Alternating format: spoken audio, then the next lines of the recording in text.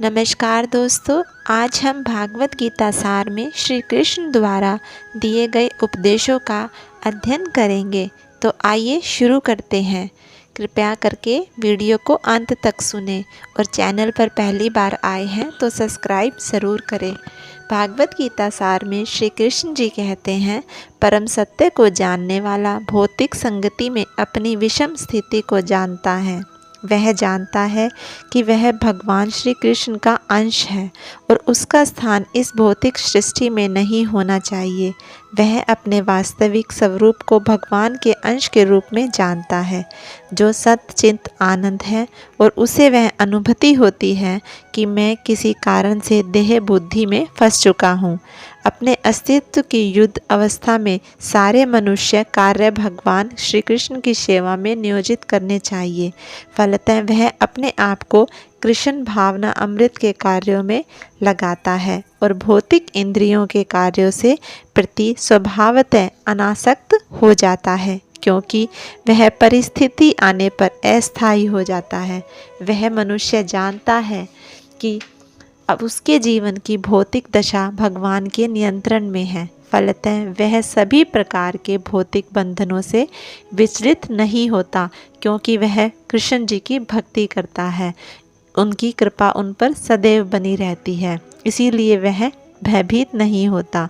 श्रीमद् भागवत गीता के अनुसार जो व्यक्ति परम सत्य को ब्रह्मा, परमात्मा तथा श्री भगवान इन तीनों विभिन्न रूपों में जानता है, वह कभी भी डरता नहीं है, भयभीत नहीं होता किसी भी परिस्थिति में, क्योंकि वह परमेश्वर के साथ अपने वास्तविक संबंध को भी जानता है, उन पर भरोसा करता है। श्री कृष्ण जी कहते हैं, अज्ञानी मनुष्य स्थूल भौतिक चेतना से और भौतिक उपाधियों से पूर्ण रहते हैं। यह शरीर प्रकृति की देन है और जो व्यक्ति शारीरिक चेतना में अत्यधिक भरोसा रखता है वह मंद तथा आलसी कहलाता है। अज्ञानी मनुष्य शरीर को आत्मस्वरूप मानते हैं। वे अन्यों के साथ शारीरिक संबंध को बंधुवत यानी बंधनों से जुड़े हुए मानते हैं।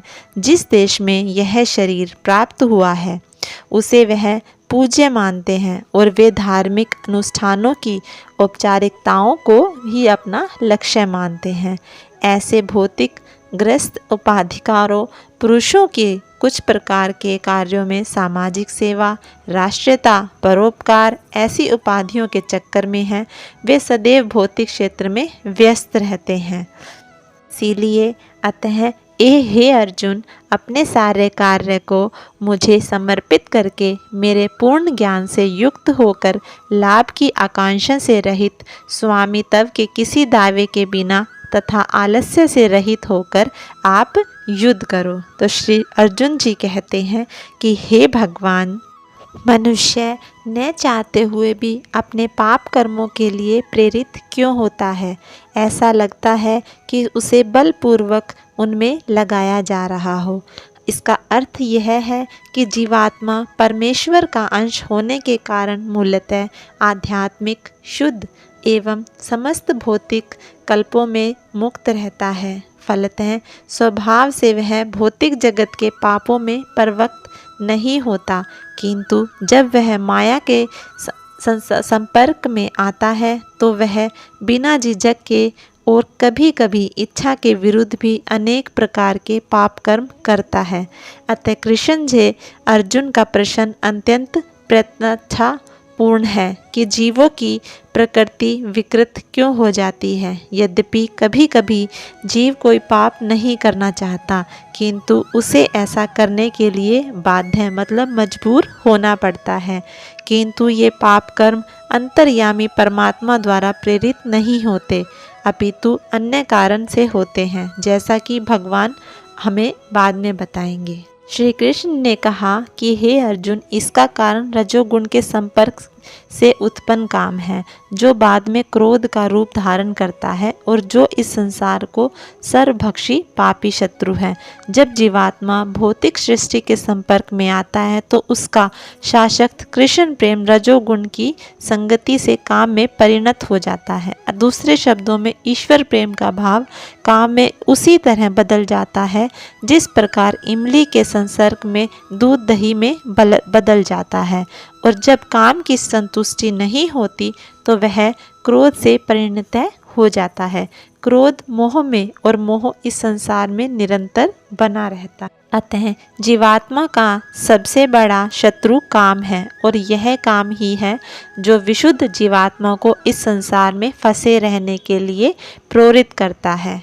क्रोध तमोगुण का प्राकट्य है। ये गुण हमें आपको क्रोध तथा अन्य रूपों में प्रकट करते हैं। यदि रहने का कार्य करने की विधियों द्वारा रजोगुण को तमोगुण में न गिरने देकर सतोगुण तक ऊपर उठाया जाए तो मनुष्य को क्रोध में पतित होने से आध्यात्मिक अशक्ति के द्वारा बचाया जा सकता। आगे श्री कृष्ण जी अर्जुन को से बोलते हैं कि जो मनुष्य इस धातु निर्मित शरीर को आत्मा स्वरूप जान बैठता है, जो कृष्ण भक्ति में लीन रहता है, जो देह के विकारों को स्वजन समझता है, जो जन्मभूमि को पूज्य मानता है, जो अपने माता पिता को पूज्य मानता है, जो तीर्थ स्थलों की यात्रा दिव्य ज्ञान वाले पुरुष से भेंट करने के लिए नहीं अपितु स्नान करने के लिए करता है, उसे गधा या बैल के समान भी समझना चाहिए ताकि उसे इस बात का ज्ञान नहीं कि वह वहाँ स्नान करने जा रहा है या दिव्य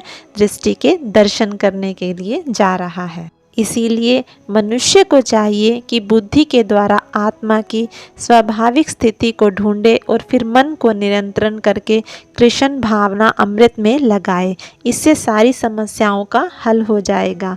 किंतु इसके साथ साथ मनुष्य को अपनी बुद्धि का उपयोग करके मन को शांत बनाना होता है। यदि कोई बुद्धिपूर्वक अपने मन को भगवान के शरणागत होकर कृष्ण भावना अमृत में लगाता है तो मन स्वतः शांत हो जाता है। यद्यपि इंद्रियां सांप के समान अत्यंत बल वाली होती हैं, किंतु ऐसा करने पर वे अपने दांतों विहीन सांपों के समान अशक्त हो जाएंगी।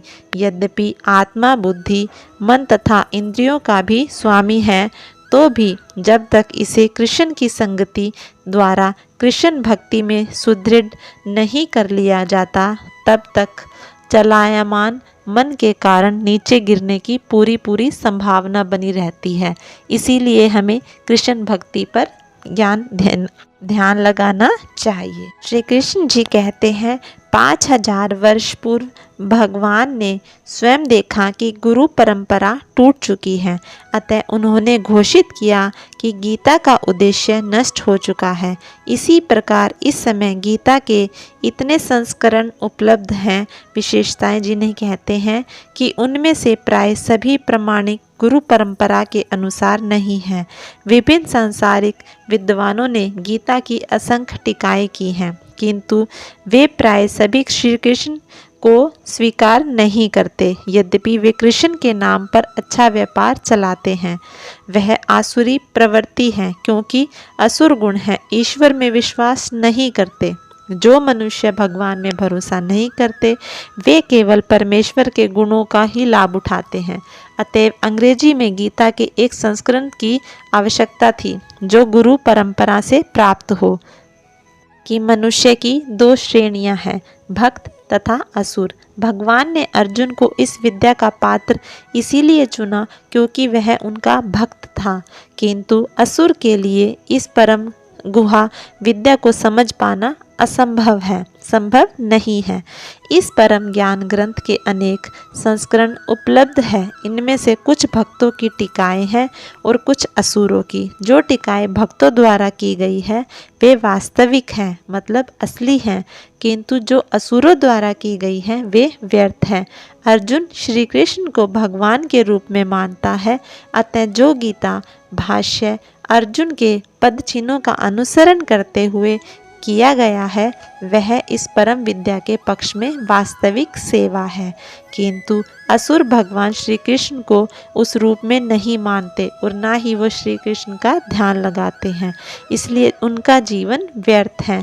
वे कृष्ण के विषय में तरह तरह की मनगढ़ंत बातें करते हैं और वे कृष्ण के उपदेश मार्ग से सामान्य जनता को गुमराह करते हैं।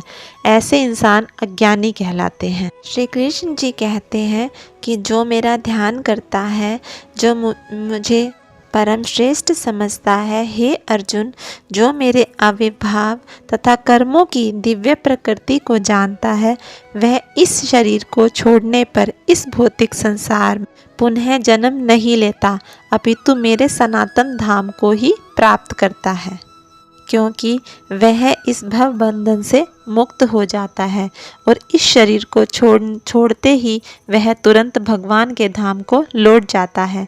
भव बंधन से जीव की ऐसी मुक्ति सरल नहीं है, इसीलिए उसको भावना अमृत को पाना होता है प्रायपत, क्योंकि अनेक जन्मों के बाद मुक्ति प्राप्त करना कोई आसान काम नहीं है।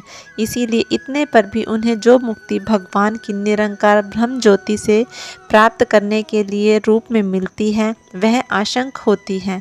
इस भौतिक संसार में लौट आने का भय बना रहता है, क्योंकि अगर वो अज्ञानी है, किंतु भगवान के शरीर की दिव्य प्रकृति तथा उनके कार्यकलापों को समझने के पात्र में भक्त इस शरीर का अंत होने पर भगवानतम को प्राप्त करता है, अगर वह भगवान का भजन करे, और इस संसार में लौट आने का भय नहीं रह जाता अगर वो भगवान का ध्यान करता है। तो यह बताया गया है कि भगवान के अनेक रूप तथा अवतार हैं।